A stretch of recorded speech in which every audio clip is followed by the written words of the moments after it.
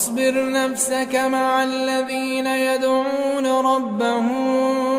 بالغداة والعشي يريدون وجهه ولا تعد عيناك عنهم تريد زينة الحياة الدنيا ولا تطع من أغفلنا قلبه عن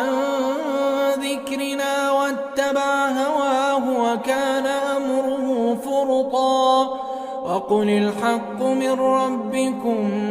فمن شاء فليؤمن ومن شاء فليكفر إنا أعتدنا للظالمين نارا أحاط بهم سرادقها وإن يستغيثوا يغاثوا بماء كالمهل يشوي الوجوه بئس الشراب وساءت مرتفقا إن الذين آمنوا وعملوا الصالحات إنا لا نضيع أجر من أحسن عملا أولئك